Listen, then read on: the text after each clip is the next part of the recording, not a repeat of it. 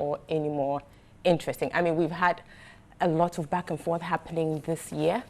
We've had issues about the deletion of the NHIS registrants, people who registered with the NHIS being on the voters register, whether to delete their names or not, the back and forth we had about the Supreme Court's decision and the interpretation of that decision as well.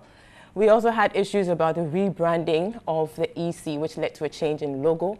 Of course, there was the Muntie 3 saga, which led to the presidential exercise of prerogative of power and prerogative powers, and many others. And indeed, now we are with this bombshell this week. 12 presidential candidates disqualified. We are asking questions, many questions. Did the EC exercise its powers within the confines of the law? Or perhaps it exercised in excess of its powers? The panel will be doing justice to this issue when we begin the conversations. Of course, we will be looking at the NPP manifesto, because just before the announcement of this big issue by the EC on Monday, the NPP had on Sunday launched its 2016 manifesto. And among issues or highlighted issues in there are the fact that the NPP promises to reduce tax or to cut taxes. Now, critics of this promise are saying that this would lead to a reduction in revenue. And I must add that currently we're not doing that well in terms of revenue mobilization.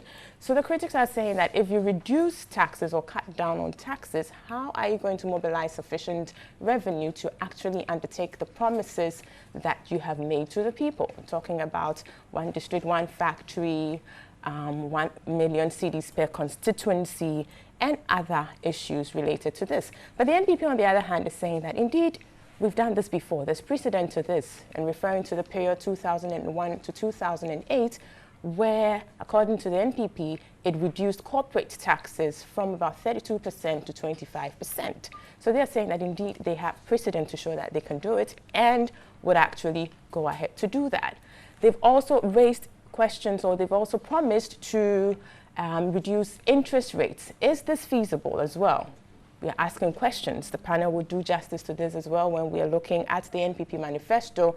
A number of issues highlighted in there: tax cuts, interest rates reduction, one district, one factory policy, 1 million cedis per constituency policy, and other related matters in the manifesto. And of course, we'll turn our attention again to the campaign trail this week, where the issue about the cost of the redenomination of the cedi back in 2007 has come up. Now, you do recall that during the lead up to the 2008 elections, this issue came up strongly, and indeed, it was one of the issues around which, or one of the narratives around which the NDC campaigned in 2008. Now, this issue has come up again, and this time the president is asking Mr. Bawumia to disclose the cost. Now, we are asking questions on this issue as well. Indeed, the president and the NDC have been in government for the past 6 to 8 years, and this issue has been lingering on. So we are asking, why resort to unparticularized allegations or innuendos or insinuations when during the 6 to 8 years that the party has been in power, they have had at their disposal the state machinery and all the powers to actually cause an investigation into this matter to bring closure to same. So why are we now faced with this issue just 2 months to the elections? Lots of issues there we'll be looking at. And then lastly, we'll turn our attention to student politics and the fact that student politics seems to be taking a nasty turn, particularly the National Union of Ghana Students, which is the umbrella body for all student unions. We heard stories or news about some chaos in there. Now we'll be asking the question, what's happening in the NUCs, and to what extent has national level politics and politicians in general impacted the operations and viability of the NUCs as an independent body that could very well contribute to national development. So these are the issues we have for discussion this morning. We'll take it away pretty soon, but before then, let me introduce to you the smartest and coolest panel on TV and radio this Saturday morning. I have here Mr. Abraham Amaliba. He is a lawyer and also a member of the ruling National Democratic Congress, NDC. We also have Mr. Kwame Jantua. He's a man of many titles. He's a vice chairperson of the Public Interest and Accountability Committee, PIAC. He's a commissioner of the National Development Planning Commission, NDPC, technical advisor to the Civil Society Platform on Oil and Gas, and also a member of the CPP. We also have Mr. Robert Ahom Kalinsi, former Chief Executive Officer of the Ghana Investment Promotion Council, with us. Good morning, gentlemen, and it's good to have you here. Thank you for having me. I see we have around the table two parties that made it through. Eventually, you'll be on the ballot paper in the CPP. Two parties? For now. Three parties. Okay. CPP also got through. Yes. CPP did, yes, very well. That's true. I'm No. I wasn't counting Mr. Ahom Kalinsi as LPP, exactly. So, yes, so we'll start off the conversations. Before we even go deeply into the issues, I just want to have Mr. Ahom Kalinsi, tell us, what was your initial reaction when you heard the news about the 12 disqualification? I must be honest. Good morning to your viewers. I must be honest, I was surprised. I was surprised and a little, maybe disappointed is the wrong word, but I was a little saddened that it got to the stage where so many. I could imagine in these processes that a few bits and pieces could have gone wrong.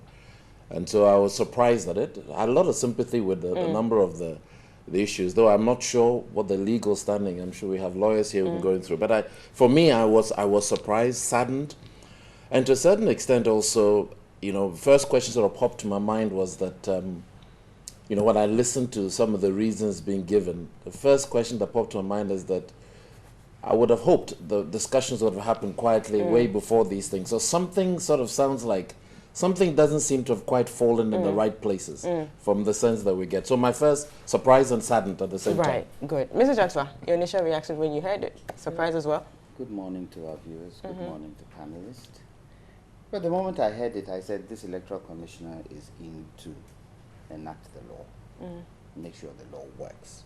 And I felt that perhaps the old chair had given quite a lot of leverage in terms of nomination forms.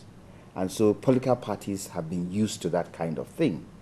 And perhaps this one, New King, New Law, is sticking to the law. Because if you hear the veracity and the strength and confidence in which she, or the Electoral Commission, not she, but the Electoral Commission itself, is withstanding some of the things that those who have been disqualified are saying.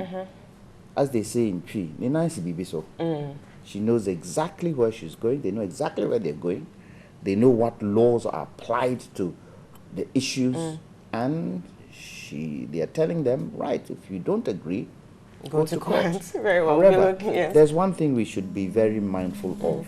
We shouldn't gloat over this.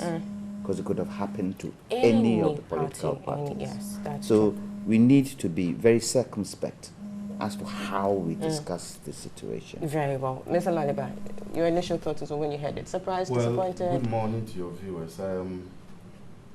When I heard the news, I must say I was sympathetic first and foremost to the presidential candidates, but I wasn't surprised that it was Charlotte Osei who was implementing it, because when she was appointed, I have been on record to have said that she will bring her law background to bear on the job, knowing how massive the legal regime is about elections in this country.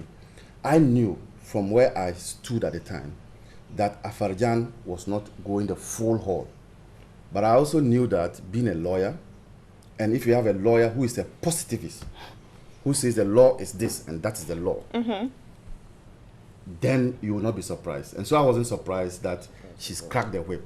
But I must say that I have my sympathies, because you have to agree that it is very expensive to embark on campaigns, and then you get to this point and you are told that apart from the time, the resources, you pump into it. Exactly. So my sympathies go to them. But again, we are a country of laws, not a country of men. We are ruled by law and not by men. Right. So one cannot fault her. She's just implementing the law. Right. I mean, I was shocked. It took me a long time to you know, but well, we're going to be looking at that. Now, Mr. Maliba, I'll start from you here. Now, before you go, Yes. why were you shocked? No, was it because of the individuals who were concerned? No, that 12, you know, I mean, I think as a nation, we've generally had issues about the kinds of, if you like, people who contest. I mean, we've raised issues about, are these parties really serious? Do they actually have offices across the district as they are supposed to do per the Political Parties Act and everything? So those issues we've been raising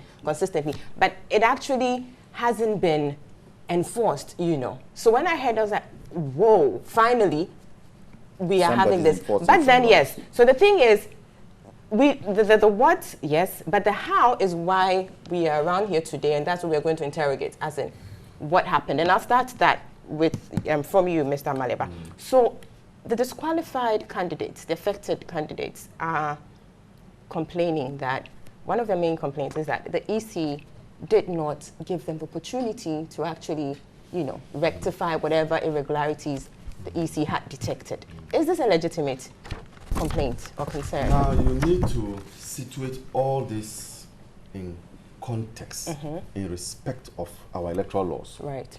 So you are here looking at the Constitution, and you are looking at Article 63, 62, which governs these processes.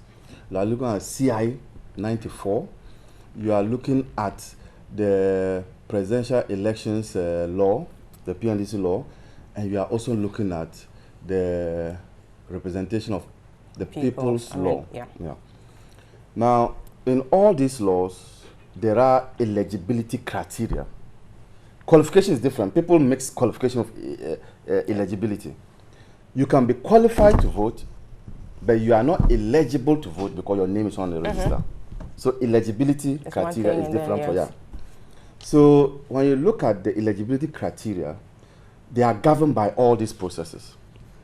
So for instance, you look at CI 94 and you go to Regulation 7, I'm just paraphrasing, it will tell you that you need to have 2 people from each district to endorse the presidential candidate's form.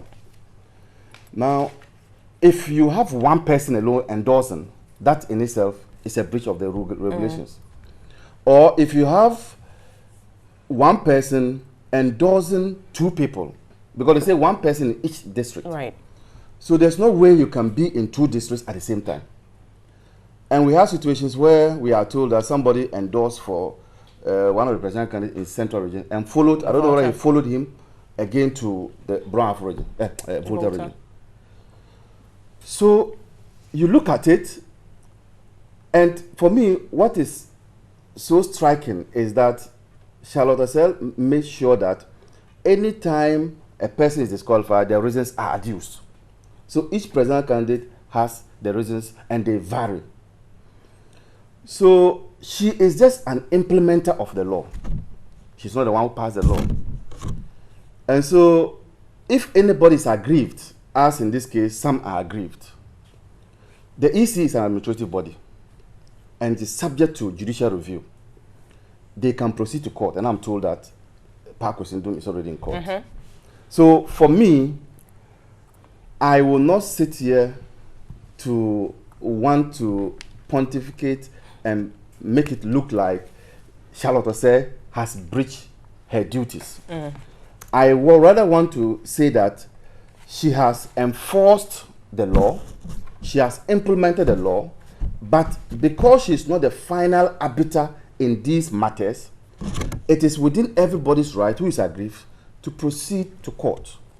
Then for me, it is even good that people are testing the law. That will help the EC. But yes, it's good to test the law, but see, this is a crunch moment. We have just about 2 months to the elections. So yes, you could be testing the law, but is that, given the situation we have, the best way to go about it? The judges and the courts are situated within this jurisdiction. There's no way that a court would delay a case so that on the 7th of January, we'll all get up one morning that day and there will not be a president. Very well, Mr. They Mariba. will expedite the action. If it means sitting every day and sit midnight, they will do it. So that's no problem at all. Very well. But you mentioned the CI 94, which indeed is the Public Elections Regulations of 2016. And indeed, the filing of nominations of the 2016 election, disqualifications, and every other issue related to that are governed by this. You mentioned other laws. Yes, it's true. But pretty much, we have CI 94. It provides a basis upon which a candidate's nomination may be invalidated, and subsequently a decision made by the EC whether or not to disqualify. And I would make reference to Regulation 9. I mean, we could just refer here. You talk about 7, that's fine, but Regulation 9, and specifically 9.2, which for me, reading it, I get a sense that the EC was duty-bound to inform the candidates. And let me read, just for purposes of this, because I'll be coming back to the panel for your take on this. That the returning officer shall inform a candidate that the candidate's nomination is invalid, where A, the particulars of the candidate or the person subscribing to the nomination paper are not as required by law, or B, the nomination paper is not subscribed to as required by law, and shall give the candidate an opportunity to make amendments or any alteration necessary within the stipulated nomination period. Now, what are we to make of this? What we are to make of it is that if the EC says that you shall return your nomination papers on the, today is what? Today is the 15th. 15th. You return your nomination papers on the 16th, 2 days from now. That is the nomination period. So within this period, give opportunity to them, but not outside the period. So the key word there is within the stipulated nomination period. So all these things must be done within the period. Exactly. So the EC's duty to inform the candidate should also happen within the nomination period. And did that happen in this case? Yes, and they did that. I know they did that. I know they called some people and asked them to indeed, Mr. Thaddeus's letter, which is coming from the EC, talks about that. Particularly, it makes reference to the NDP because that was the letter he was responding to. I know because I also heard Eric Jakwasu make the point that some people have been called to and they pointed out some mistakes to them. But I also heard some of the political parties, they were never called at all. Exactly. Yes, so that's the issue. Yeah. Mr. Jantua, in light of Regulation 9.2 here, which no doubt puts a duty or imposes a duty on the EC to actually inform the candidates that we've identified these irregularities, now go back, rectify them, and make sure we have them within the stipulated time frame. What would you make of this in respect of what is happening now? Abner, on the 23rd of September, the Electoral Commission launched a publication called A Guide to Candidates and Their Agents for the 2016 elections. And this is a copy of it. Now, if you go into this guide, and you go to how a nomination form is processed, bullet point 5, it says, if upon first examination, a nomination form is not accepted for being improperly executed, the prospective candidate will be given the opportunity to rectify any deficiency for the form to be resubmitted, but only within the stipulated nomination period. So, if that is the case, what is the major issue? The major issue is time, and the time at which you brought in your form. Now, the key word here in this particular clause is first examination. What does one term as first examination? The first examination, from what I understand, is those typographical errors, the not filling your name and all those types of things that are not bound and enshrined in law. And so you don't spell your name correct, you don't give your date of birth correct, those types of things. But it all depends on the time you submit to give the Electoral Commission the time to also call you. Exactly. Now, from what I understand, most of the parties, in fact, nearly all the parties that they found with the first examination, they called them. Even Papa Kwesi Indum's PPP, Ayariga's APC, all the parties were called to rectify. However, when it comes to the signing, those parts of the nomination papers that are enshrined in law, it is not up to the Electoral Commission to tell you that the person who signed your nomination form has also signed it in another region, because it is enshrined in law and the Electoral Commission will see it as fraudulent. It's not their responsibility to do that. The onus is on the person who has put their form in to make sure that attention to detail to that form, everything has been covered. Now, if it so happened that you put in your form probably 12 hours, 10 minutes before the required time, what has the Electoral Commission got to do with it? Look, in this... But that would be a particular situation. So what about those who submitted earlier but didn't have that benefit of going back to rectify? From what I hear, everybody was given the chance. If they identified it, everybody was given the chance. But the Electoral Commission was not prepared and is not mandated to pinpoint a fraud that goes against the law to you. So if you have, like the Papa Kwesi Ndum situation, where it is alleged that someone signed in Cape Coast and the same person signed in the Volta region, if the Electoral Commissioner sees it, he's not going to call you. Look, if you write a check and you take it to the bank and it's fraudulent, what happens? But Mr. Jantua, where the particulars of the candidate or the person subscribing to the nomination paper are not as required by law, or the nomination paper is not subscribed to as required by law, doesn't that come with the subscribers who subscribe to the nomination form? Yes, but then if that nomination form is filled in and you find that there's a discrepancy that goes against the law, you cannot call them and tell them. 9.2 imposes that duty. I think 9.2 is more towards the administrative errors that you get. That is what I feel it is. I could be wrong, but that is the way I read it. Because you see, the reason why I'm here fixated, if you like, on this 9 is that 9.3 yes, gives you the basis to invalidate. And that is if 9.2 is not complied with. So it says where a candidate fails to comply with sub-regulation 2, the returning officer shall consider the nomination paper of the candidate as invalid and shall go on and on and on and now refer. And sign on the nomination paper the reasons for. But that is what she did, didn't she? She put in A where it says endorse and sign on the nomination paper the reasons for that decision and inform the commission. But you know, I don't think that it is up to the Electoral Commission to tell you that 2 people signed your document, so that's it. But they are supposed to give reasons why you have been disqualified. And from this is a copy of the press statement. And when you go to the back of it, she has given reasons why people were disqualified, which sit bang on with 3.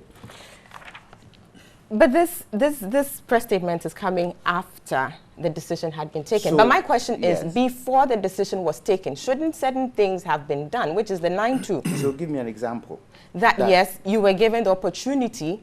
In terms, you were saying the subscription part is not necessarily the responsibility of the EC to point it out. Yes. But reading 9.2, that's my sense. That yes, either way, if it has to do with just the clerical errors or it has to do with the subscription, because B says the nomination paper is not subscribed to as required by law. You realize that A is talking about the particulars of the candidate, so yes, there's that distinction. Yes.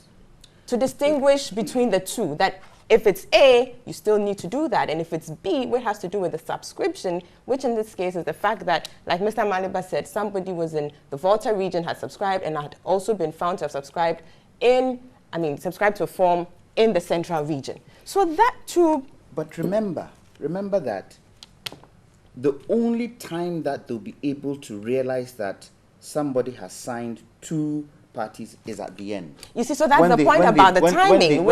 Exactly. So which brings something else. When they've got everybody's nomination. But the question is it for the EC to say that, well, we didn't have time, so we waived 9-2? Do they have that scope is the question. I don't know. And I don't think so. I don't think so either. I don't think so. Yes, let's move on. Mr. Ahomkani, so we'll come back to interrogate this some more, really. But all these issues. Yes. What your take on it? It's just interesting listening to all three of you quoting chapter and verse of the law. And I want to come at it from a slightly different perspective, which is the operational element and the institution of Electoral Commission and its role that it plays, not just to manage our electoral process, but I sense it also has a role, and I can see that in the law, on its educational element of the so many parties that we have. And so one of the reasons why I was saddened, but let me start off with the clarity that I completely concur with everything you said, that the law must be enforced. We have all worked in institutions where we have very clear laws about what should be done. But because we know about the likely consequences of those actions, we try and put some processes together that helps us hopefully not get to the situation where we are that way. So my reason why I was saddened was that I would have expected, and perhaps wrongly, that there would have been, for instance, a couple of officers that had been made available on the Electoral Commission from the day effectively that they knew we were going to have an election 4 years down the road, which would have been there for the parties to liaise with. And that I would have dearly hoped that the first time that the documentation of each party had been reviewed by aspects of the Electoral Commission was not 2 hours before it was meant to be the deadline. But that depends on when you submit. That's what I'm getting at. So that, as I said, the reason I'm saddened, because one question I have is that, was there enough dialogue from the party's perspective prior? So if you arrive 10 minutes before the deadline and you put it down and I have a mistake and the law states I don't have the time, then there's not much I can do.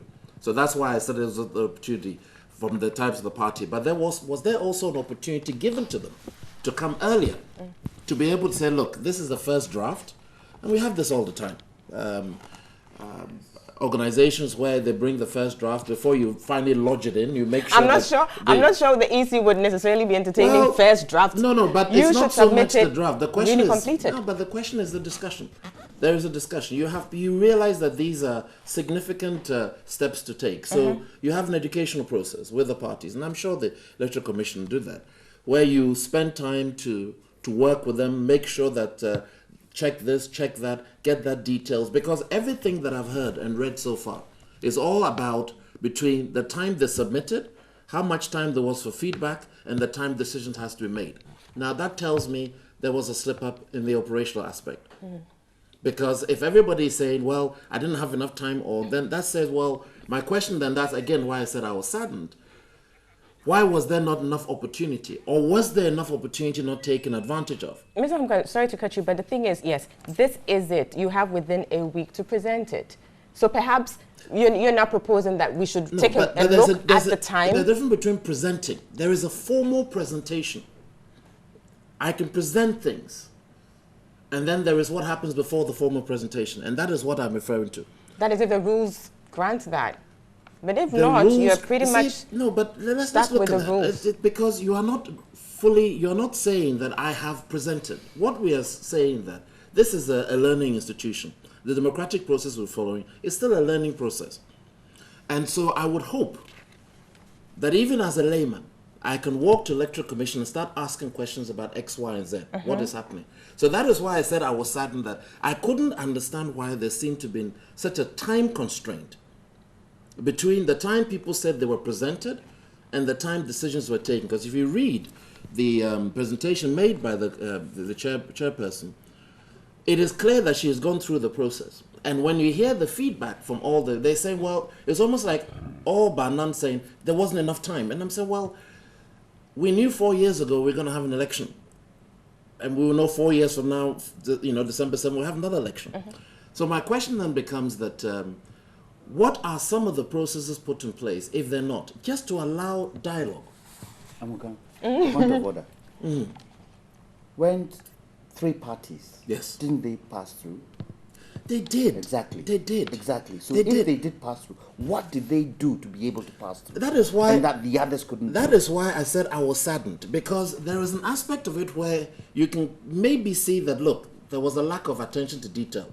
Clearly, because if you look at There is a But then the law So would be implemented then. again, you see, this is why I'm coming to. The law states you must submit by day X. Okay? The law says that I must be at such a place by day Y. Whatever I do before to get there is something that I'm addressing. So the question then becomes, and I hear what you're saying, that there is others made it, others did not. But the reasons why I say I'm saddened, I didn't say the one or right or the other, is that I would have hoped that there would have been a bit more dialogue beforehand. I have no doubt. on Dialogue that. as to what exactly? And Okay, between who? Let me give an example. Here Or is, among who? Between the parties, and we have this IPAC. What happens in the IPAC discussions? So that this issue, but we have CI 94 governing There is the CI 94 nomination governs process. the- Why should there be that dialogue before you comply with the law? There is a law that says if you do X, Y, and Z, you get so much exemption. But we also explain to people the processes you should go through to get yourself to that position. It doesn't mean we just sit there and say, there's the laws, But so these forget it. parties have been there from I don't time doubt. immemorial. They've been doing this for the longest time. So they pretty much know what the process is and should be able So to at the comply. moment, you cannot, where we sit here, because we don't have access to the data, put blame on either side. Was it the parties being negligent? Was it the EC being negligent? The fundamental fact is that whatever the situation is, it seems certainly from reading what is there, some of these things could have been addressed. So my question then becomes, did we need to get to the 11th hour? Did we need to get to the 11th hour? Should we not have had an opportunity to engage some of this? And I'm not blaming either side. Please be clear in what I'm trying to say.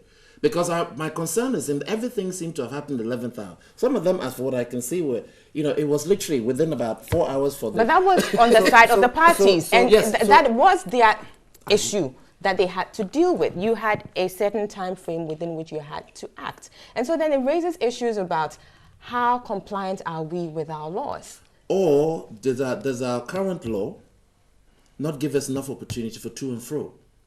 Let me put that into Mr. Yes, Let me okay. just ask a question. Carry on and Let then me yes. just ask a question.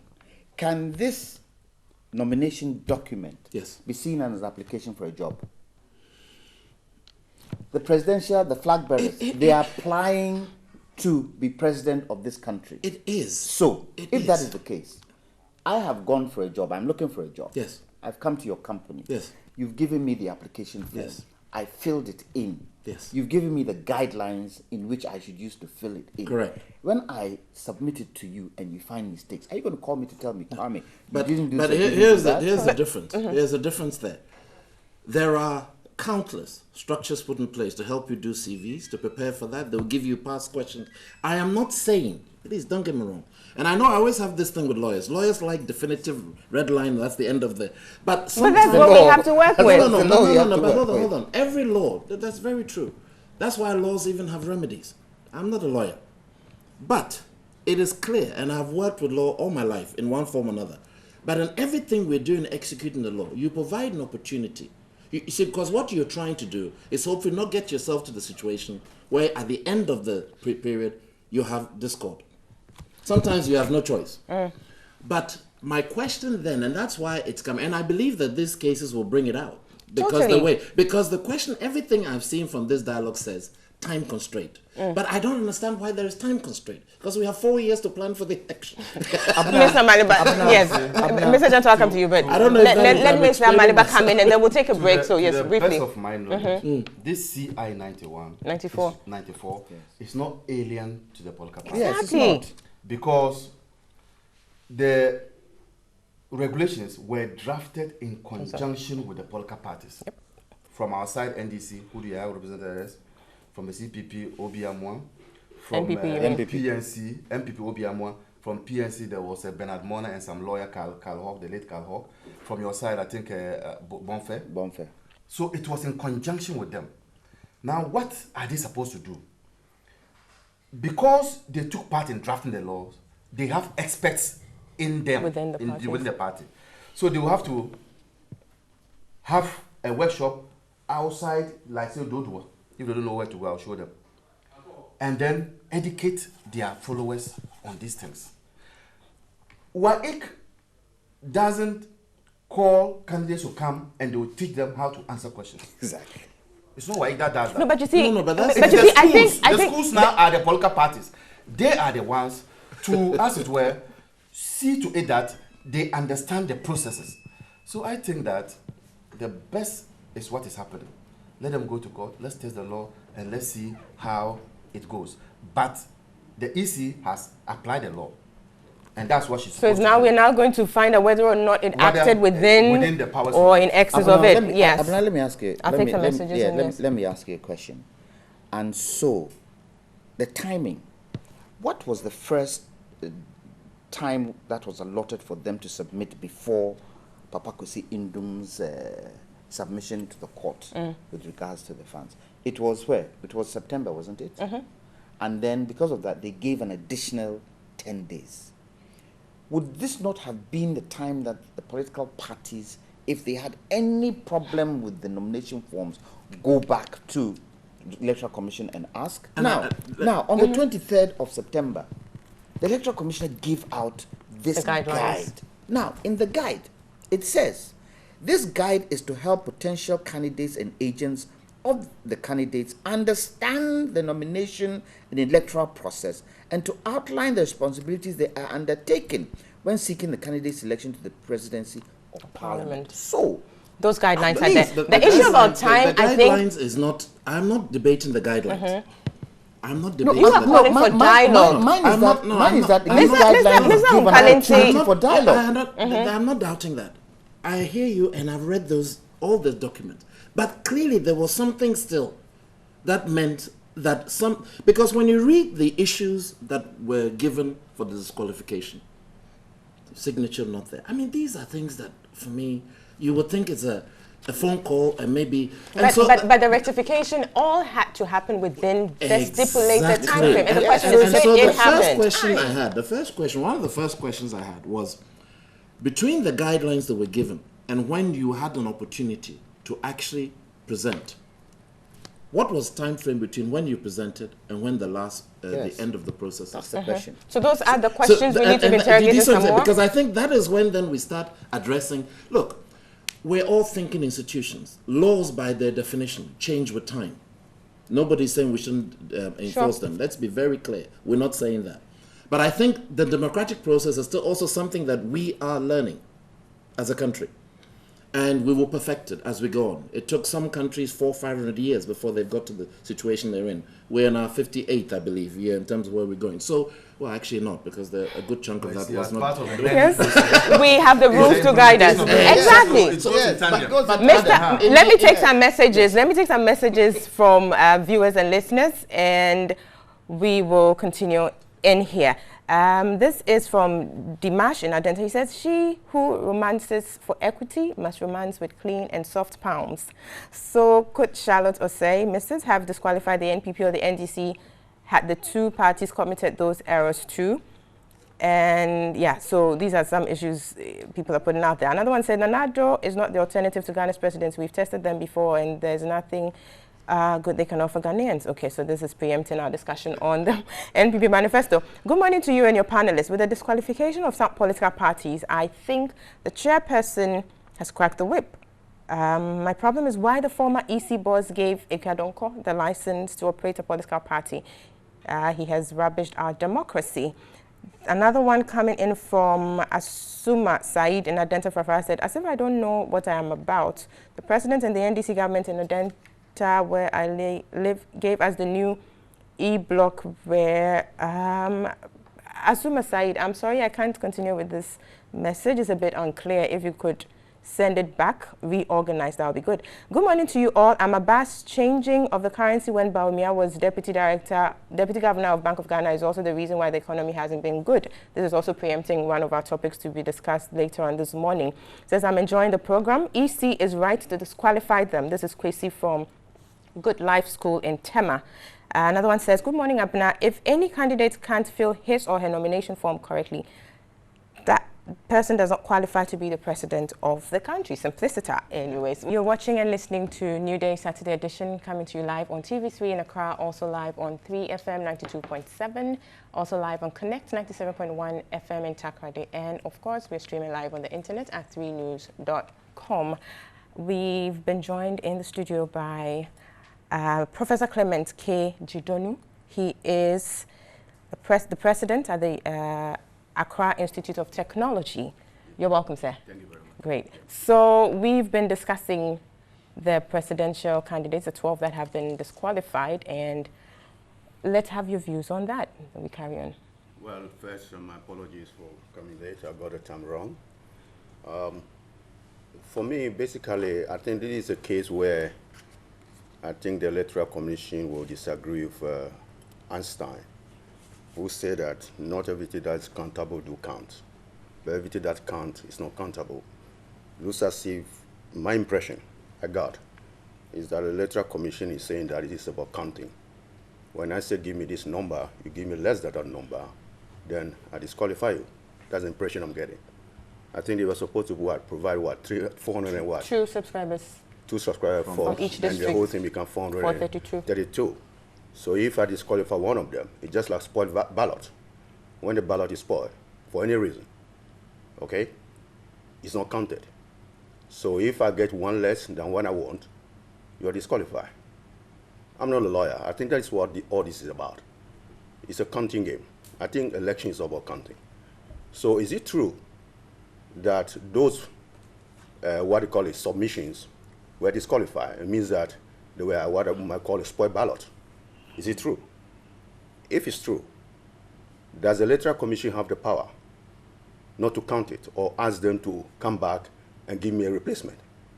I mean, for me, those are the issues. Now, if the Electoral Commission says no, it's like voting. If your ballot is spoiled, I'm not going to call you to come back and then vote again. They made that point. It's for you, do the window we give you to give all the details. Since you didn't give us the details, I do the counting, I find out you don't get a number, I disqualify this guy. That's the end of the story. If that's the impression, for me, it's up to the political party to check first. I don't think it's the political party leaders who did the credit card work. I don't expect him to do the credit card work. But of course, if there's a political party, you would assume that there are systems in place and everything, so you don't necessarily need the flag bearer to sit down at the desk and do that. Well, yes, you could make some inputs, though. We are in Ghana. We're in Ghana. Okay? If you have run corporation before, you know what I'm talking about. People don't do due diligence. In excitement, they talk, this is just about people filling form. They went around, hey man, can you fill this format? So you believe the flag bearer would have done, if indeed they did, they would have done a much better. When you say we're in Ghana, what do you mean? Okay, no, I'm not afraid of saying that. No, I don't want us to... Let me get a point, Yes. I need to understand. I said do diligence, yes. I believe you know what he means. I don't want us to take a detour because this issue is... Is it the right thing to do? This issue is not at all. Not at all. Don't get me wrong. I don't think so. I'm saying we are talking about reality. Somebody didn't do due diligence. And there's a price to be paid. And a price to be paid. And for sure, I don't think the chief executive, if this were a company, if the parties were a company, I'm sure some of those people, those people who did that will lose their job. Okay? I'm sure those leaders are not thinking about, look, I wish I get this guy who got this thing through without checking this thing. So that point I'm saying, is it true that some people endorse more than one person? Do these people go around just asking people to endorse people without checking? Are there some people there who are contractors? I didn't know that you can easily endorse people. Are there contractors out there endorsing anybody comes? Are they paid before they endorse? This raises a lot of issues. But at the end of the day, for me, of course, yes, we do sympathize with these political leaders. Of course, they spend a lot of money, a lot of resources, a lot of time. They've been planning this for years. Of course, yes. Nobody wishes this will happen. But let's get the facts very clear.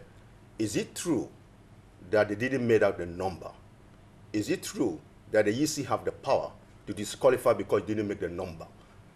If it is true, it's also in the power of the EC to allow them to come back and change those people. Of course, they have a lot of people out there who they could have replaced. The EC say, well, I don't have the power, But I have the discretion, but I not decided to use it this time. One thing which I thought about, during the time of Afarijan, where this is happening, is this suddenly shall say show up, then we see a lot of people not fully formed completely? I think it have been happening. Probably Afarijan might have been a little bit easier. No, but to be fair, Afarijan also disqualified a political party. But not so much. Yeah. Not so much. So I mean, those issues, no, we but if it's don't just that have party that the benefits did the of, wrong thing. yeah. Very good. Yes, not so much. But I think, I want to believe that during the time of Afarijan, probably being a much older that is a bit speculative because we don't really know exactly what pertains during his time in terms of regularity or irregularities in respect of the form. So, but the rules have not changed. These rules have been there during the time of Afarijan. But the point I'm making is that probably this new electoral commissioner and her team really want to follow the law to the letter. For the only thing that these party leaders must do, as I said, nobody wish this have happened. The more the merrier. They spend a lot of money and effort.